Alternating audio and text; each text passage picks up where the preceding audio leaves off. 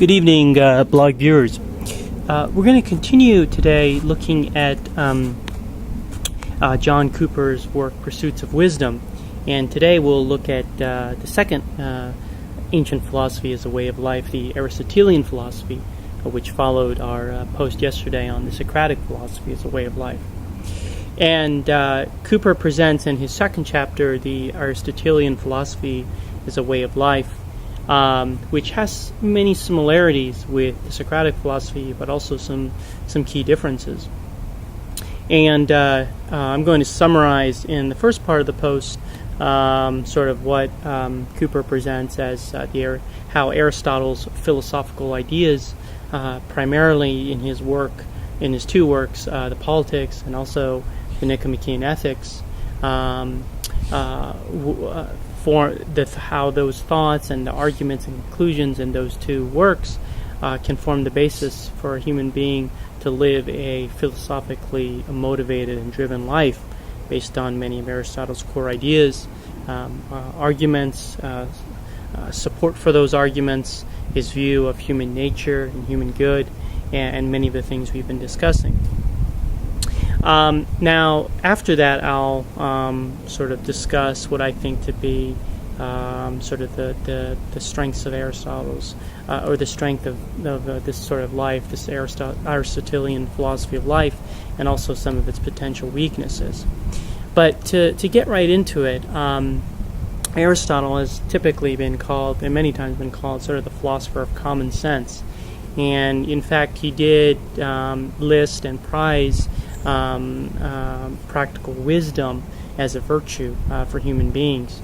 And for Aristotle, practical wisdom was the use of human reason, to correctly, repetitively, and consistently make good and correct decisions in particular life circumstances about what is good and bad for us and how we can continue to live in good and virtuous ways. So this is contrasted to some of Aristotle's other philosophies of logic or metaphysics, or philosophy of divine realities or ultimate realities that he has, sort of metaphysical speculations. Again, none of these philosophies would really directly guide a human being to make a correct decision in a particular life circumstance. But for Aristotle, the ability to do that consistently was certainly a core and key virtue of human life, that he believed not only it was practical wisdom, but it was, for him, something that could be informed and strengthened through philosophical discussion and contemplation and refinement of ideas. And so, while Aristotle listed practical wisdom as a virtue, and in some ways and has been labeled as a philosopher of common sense, as we'll see very quickly here, many of Aristotle's specific ideas about what the virtue of practical wisdom would actually consist of, what it would require, what sort of beliefs were contained in it, what type of action its practice required, differed incredibly and very much from what Cooper calls decent, sort of non-philosophically inclined people then and now would believe would be required by common sense or practical wisdom. The mere fact that Aristotle used practical wisdom as a virtue, or listed it and labeled it as a virtue, does not at all change the fact that what he believed practical wisdom consisted of differed very much from what, again, Cooper says that decent, ordinary people that are not philosophically driven believe these things to be. And so, for Aristotle, summarizing many of Cooper's arguments in the second chapter, philosophy could be a way of life if one used philosophy correctly to determine what the human good consists of, and then acted accordingly based on that sort of conception, that rational conception of human good. Aristotle was very clear to say that this type of knowledge about what is actually valuable and good for a human being could be understood by someone through philosophical reflection and contemplation and refinement, and refinement and mulling over of ideas. He was very clear to say this type of knowledge about what is good for a human being could be understood so completely, so strongly, so comprehensively, that the person would by almost necessity, act accordingly all the time, in accordance with this conception of what is good. Cooper says it would provide, this sort of knowledge would provide a sort of guiding oversight and direction to one's life. And to quote Cooper here, he says that the sort of practical but still philosophically driven knowledge of what is good for a human being really does add a lot in extending and deepening the basis for decent and good living that mere training of the appetites and spirit provides for decent, non-philosophically inclined persons. A person's thoughts about what is good for a human being and what is bad become much more articulate, much more comprehensive, much more structured than someone who lacks this philosophical knowledge. And so this is a key point Cooper brings out repetitively, that for Aristotle, people that began philosophical studies in this way could be decent, ordinary people. They don't violate the laws. They try to do good to their family. They follow sort of typical, standardly agreed upon moral values, like don't steal and don't kill other people and don't rob from other people. So they've been sort of trained in a way and brought up in certain ways, habituated in certain ways to act in these ways. And so they're, by and large, not perfect people, but decent people. But Aristotle says that by sort of understanding further what is good for a human being, they will become truly virtuous, truly good people, whereas they were previously only decent. And so that's Cooper's sort of description of what Aristotle believed would sort of be added by this sort of philosophical contemplation and speculation and refinement. And Cooper gives a pretty good example of the differences between sort of the decent person, decent, well-brought-up person, and sort of the philosophically driven person that has engaged in this sort of activity of determining what is good for a human being. And the example he gives is someone that is stealing.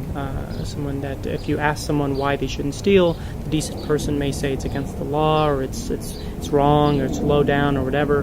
But the philosophically driven person, Aristotle's philosophically virtuous person, would sort of give reasons about the virtuous state of character, the virtuous state of soul, the virtuous state of being that is most conducive and distinctive about human flourishing and human good. And so for all those reasons, stealing would be bad. They may also add the other reasons too, but their orientation would be very, very different and very much more broad than the decent person that would be citing typically only concerns about violating the law, or some sort of knee-jerk response that it's the wrong thing to do. And Aristotle thought very importantly that someone who could only repeat these arguments about whether found in the Ethics or similar treatises, someone who only repeated these arguments rotely but then acted in a totally different manner in his life, did not really know what the human good was.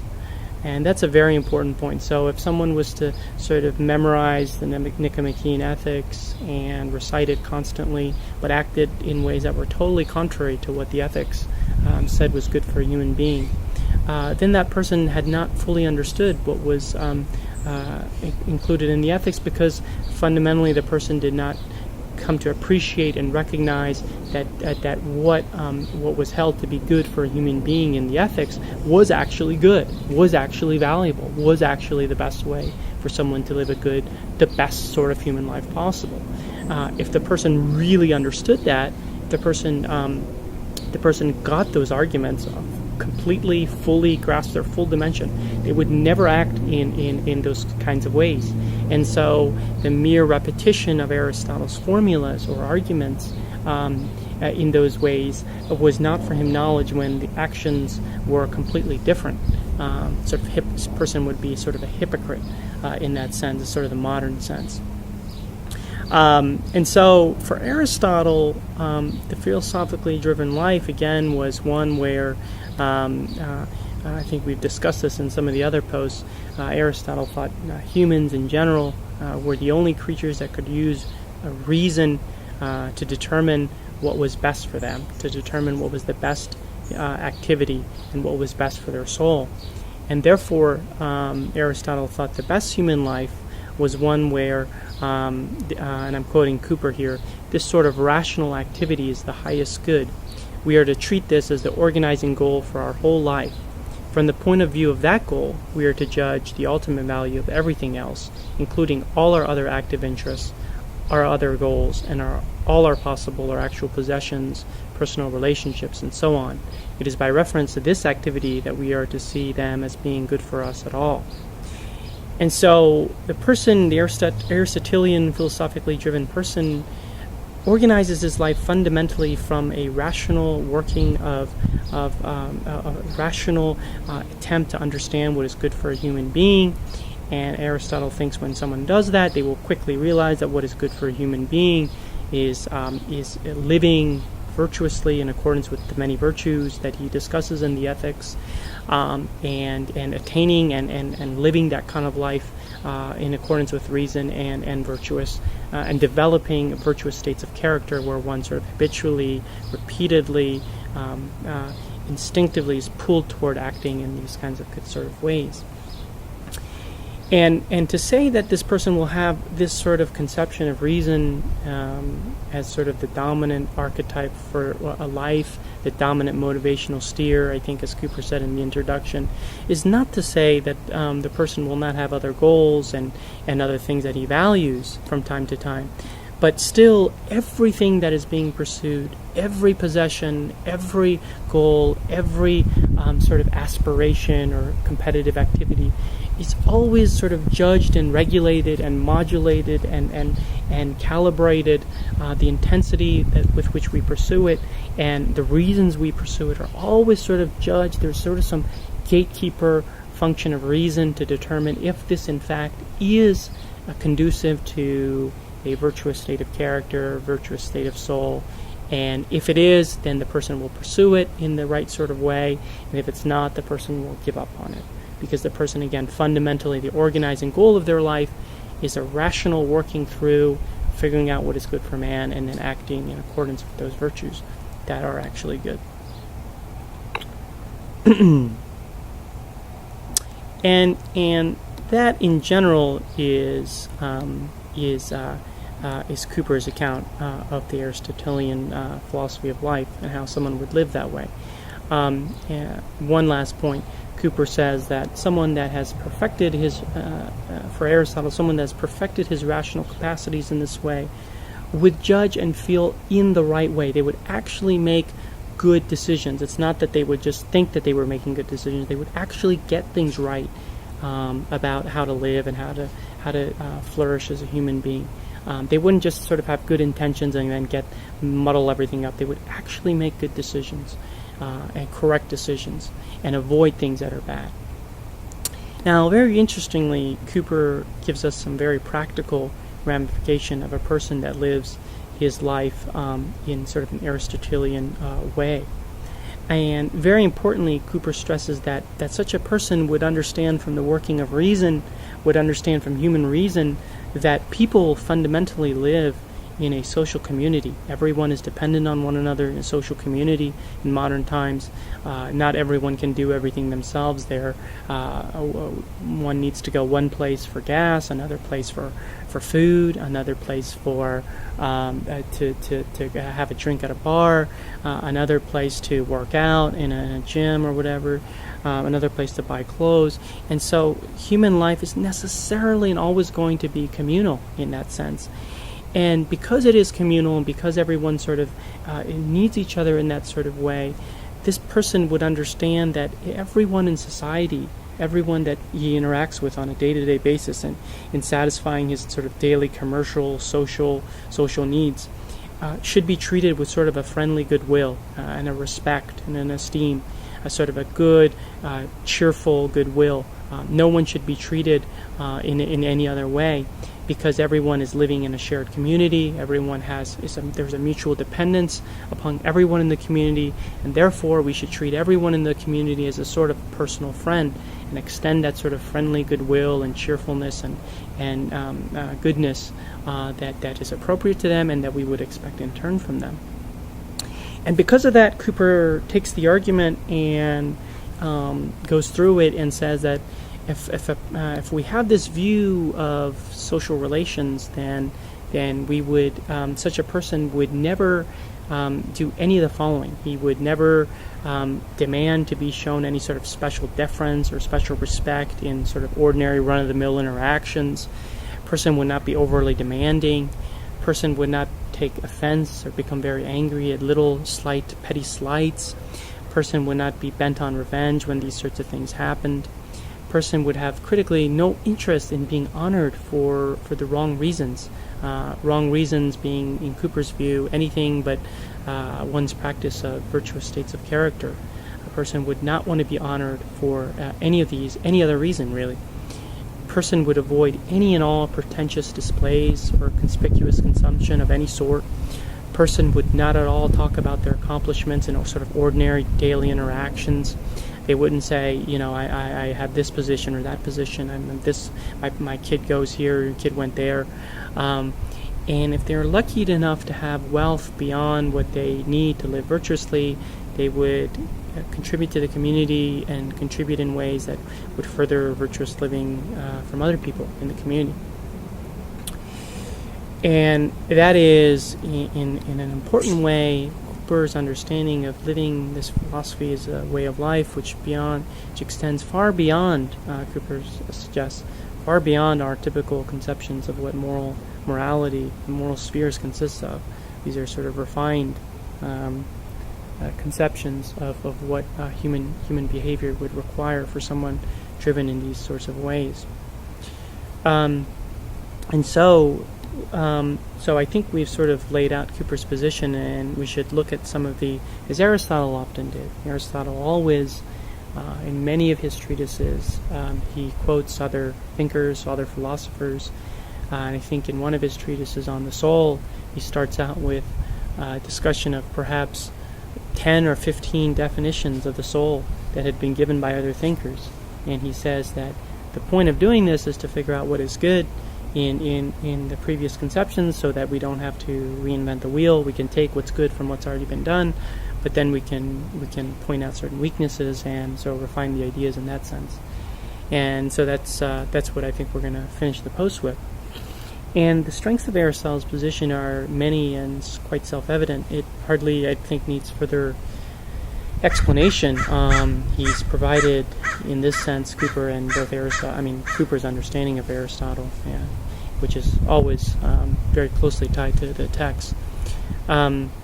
He's provided sort of an all-encompassing philosophy that provides a moral framework from which people can live, based not only on reason, but more than that, even sort of arguments and conceptions of human life and virtue that should inspire joy in a decent person, someone would want to live in this kind of way, because it's fundamentally not only rational but sort of sparks or touches upon our most sort of our core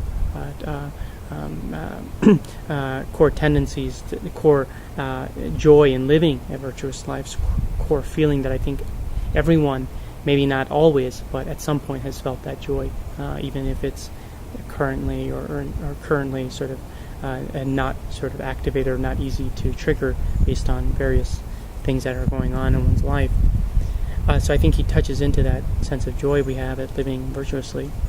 And his thoughts on what decent social living require, whether to avoid pretension, to avoid putting on airs, to avoid conspicuous consumption, to treat others with sort of a cheerful goodwill, to treat the community as if as understanding that you are a part of it and that there's a certain cooperation and goodwill that would seem to make it run best.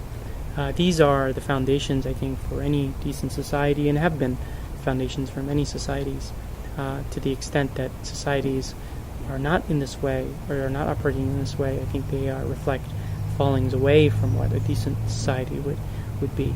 Not any incorrectness in Aristotle's ideas, but more fundamentally a degradation, a enervation, a falling away from what a decent society should consist of, and the interactions among people in that kind of society. And I think that is certainly true of our own society. That has happened in many ways, and I think Cooper importantly stresses the social social interactions that would, and the social what's the right word here? Social personality and social comportment that we should have if we accept Aristotle's view of sort of the dependence and good and cooperation required in a city life.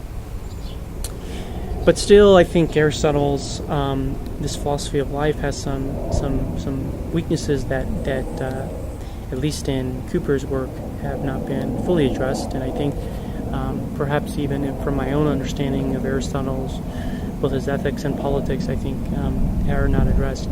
And I think there's three principal weaknesses. The first is that, again, like Socrates and Plato, I think we saw, again, there's hardly any consideration given here of the unique power and goodness of human creativity. One could say that human beings are perhaps the most creative creatures in the universe, creating things daily that don't quite fit within the requirements of virtue, but that still are beautiful and interesting and good.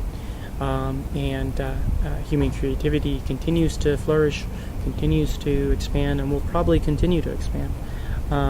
There's no discussion, and Aristotle prizes reason because he thinks it's a core, unique human faculty. But creativity seems to also be a distinctively unique human faculty, which Aristotle doesn't consider. And if it is a core human faculty, then why should it not be one of the central organizing principles of human life? And perhaps it should be, maybe if not the central organizing principle, maybe it should be a co-organizing principle with reason and creativity together, sort of at the head of the soul. Reason and creativity both sort of acting as motivational steers, neither sort of having precedence, neither having exclusive dominion, but both sort of cooperating together. And I think we saw that in some of the psychological treatises of Jung that we looked at, and also some of Stendhal's writings, and of course Nietzsche. And again, I think Nietzsche, more than any philosopher and any thinker, attacked the ancient Greek philosophies and ethical ideas on the very basis of the lack of concern and regard and prizing and valuing of human creativity. And again, I think it came up in Plato, and I think it came up in Aristotle. Now, of course, another potential weakness with Aristotle's ideas here is, of course, as we talked about in other posts, to be virtuous, to have a virtuous state of character for Aristotle meant primarily avoiding, for each virtue, excess and deficiency. So for the virtue of courage, the excess would be rashness, the deficiency would be sort of being scared at everything, cowardly, and courage was right in the middle. And he always stressed that sort of the intermediate state was the virtuous state of character for a human being, always to find the middle. And he did say it did vary from person to person and circumstance to circumstance, but still, fundamentally, he prized the middle state a lot. Probably that was one of his core central ideas, philosophical ideas. And I think we need to question whether it's always good for a human being to act in a sort of perfectly rational, calibrated mean state. In a conversation, at a dance club, at work, at a bar, is it always good for us to act, always trying to locate that middle state? Maybe good most of the time. Maybe most of the time that's the right way to act. And Aristotle's probably right to draw our attention to the importance of staying within the mean, as it would be required for good living and decent living. But I think an entire life where one acted in these ways, perpetually seeking the mean and acting in the mean state, would be somewhat boring, somewhat plodding, somewhat robot-like.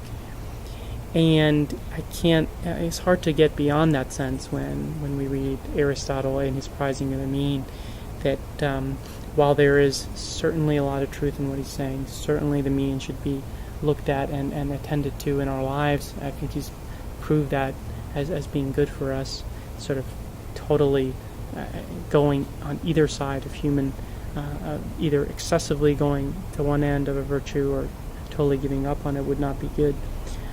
But still, I think that a whole life where one was doing this constantly is not not good.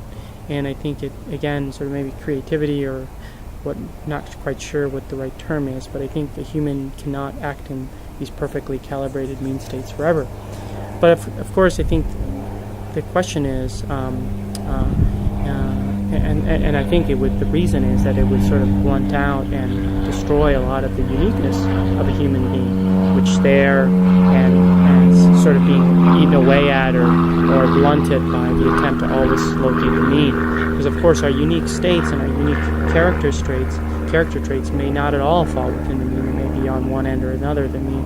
And the attempt to take all those character traits, all those unique character personality traits that either genetically or habitually we've had over the years, and to force them all in the middle always, I'm not sure if that's entirely good for us, while still I do think it is good largely. And so the task is to find out, very difficult task is when is it good and when is it not. And I think Aristotle and that question of are there cases where the mean should not be prized above all things, and where are those cases and what to do in terms of unique attributes of our life and personality, and how to seek the mean but not blunt our uniqueness as human beings, is sort of unanswered in Aristotle, and I think in some of Cooper's work. And finally, I think the Aristotelian way of life is probably in some sense overconfident. Aristotle says critically that sort of someone that's perpetually using reason to find human good would naturally get things right, and would not just perfect reason, rational capacities theoretically, but would actually make right decisions in the world about what's good and bad, and would avoid bad things, actually, repetitively, consistently. And I'm not sure that's true. Again, maybe true largely, but I'm not sure it's always true, or even maybe true as to very significant decisions. All decisions in the world, I think we looked at this in a prior post on John Dewey, all decisions in the world are made on the basis of a series of facts that one knows at the time. And even the perfectly rational Aristotelian agent, I don't think can know every single relevant fact that would pertain to a decision. There would always seem to be unknown facts that we just don't know. We don't know, and it's not even on our mind to know, that may be relevant to the decision. Sort of on a theoretical basis, we could say the perfect decision would only be made when we have every single fact that could possibly relate to the decision, and we've confirmed all of those as true. There's no other fact that could bear on the decision. Each has been rigorously, absolutely confirmed as true, and then we can make a perfect decision. And I'm not sure the Aristotelian agent can ever reach that state. I'm not sure he can ever know all the facts that would bear on the decision, or what those facts would be, or even if he knew what they were, whether he would get all those facts right. And either because the facts are misreported, someone gives one the wrong information, one trusts the other person, or one doesn't have the time to verify it, or one sensibly regards it as true, the information, because one is not sort of an expert in that area. Just sort of takes what a friend tells us something, we trust the friend, we regard it as true, we have no reason to think it's true, but it's a fact that's wrong. It's wrong, and it forms the basis of a decision that then gets made wrongly. And I'm not sure at all that just by habituating one's mind to seek virtue and good always, that one will automatically be able to consistently get things right, and consistently avoid what's wrong. Perfect decisions, again, require perfect human decision makers who have all facts and all correct facts, all constellations, all universal, have the universe of of relevant facts, and they're all correct. And the Aristotelian person may come very close to this, but I'm not quite sure he'll ever approach it, or even maybe consistently approach it. That argument has not been made, I don't think, in Aristotle, and to the extent that there's a gap between that, I think while the Aristotelian-driven person will likely make better decisions, will likely attain more good, that there still is some gap there that probably cannot be wiped away. So, anyway, those are my thoughts, and I'll speak to you soon. Bye.